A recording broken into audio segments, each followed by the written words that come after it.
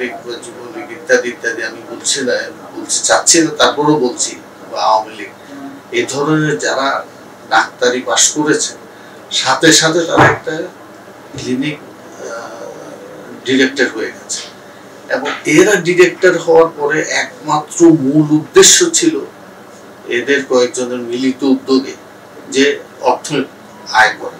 আমার বাবার দেয়া একটা জায়গায় আমি একটা হসপিটাল করেছি, সেই হসপিটালকে পর্যন্ত বাধা দেওয়া হয়েছে যাতে এটা করতে না পারে। আমাদের স্বাস্থ্য ব্যবস্থাকে এতটা নিম্নে বা নিয়ে আসা হয়েছিল যে আসলে মানুষ বিশ্বাস করতে ভুলে যাচ্ছিল যে বাংলাদেশে সত্যিকারের কোনো চিকিৎসা ব্যবস্থা আছে। চিকিৎসার উন্নয়ন হয়েছে এটা বলাটা বোধহয় ঠিক হবে না।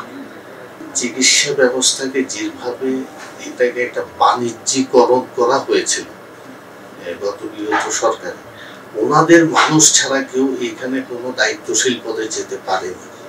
সুতরাং যারা কিছু জানে, যাদের কিছু বিদ্যা বুদ্ধি আছে, যাদের জ্ঞান আছে, এমন মানুষকে মানে সম্পূর্ণ জেনে ভেরি ইন্টেনশনালি ওদেরকে দূরে রাখানো হয়েছে, যাতে ওনাদের মানুষেরা যাই কিছু করে ওটাই সঠিক এভাবে ধরে নেওয়ার জন্য। 20 লক্ষ টাকা দিয়ে যে ছেলে 3rd ডিভিশন পাশ করেছে সে একটা মেডিকেল কলেজে ভর্তি হতে পেরেছে এবং এমপির রিকমেন্ডেশনে 3 বারে পাশ করেছে, এরকম ছেলেও মেডিকেলে ভর্তি হতে পেরেছে। এবং ওরা ডাক্তার হয়ে, এইসব ছেলে মেয়ে ডাক্তার হয়ে কি করতে পারবে সেটা আপনারাই হয়তো বুঝতে পারবেন। কাশি হয়েছে, তার জন্য যারা সামর্থ্য ছিল তারা পার্শ্ববর্তী দেশে গেছে, থাইল্যান্ডে গেছে, সিঙ্গাপুরে গেছে, যারা বেশি অ্যাফোর্ড করতে পারছে, যাদের টাকা পয়সা আছে তারা গেছে।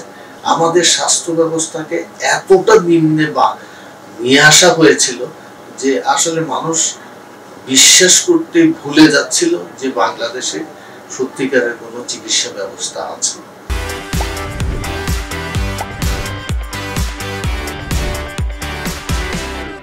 এটা ছাড়া যেমন একজন ছাত্রলীগ বা যুবলীগ ইত্যাদি ইত্যাদি আমি বলছি না, বলতে চাচ্ছি না, তারপরেও বলছি, বা আওয়ামী লীগ, এই ধরনের যারা ডাক্তারি পাশ করেছে সাথে সাথে তারা একটা ক্লিনিক ডিরেক্টর হয়ে গেছে।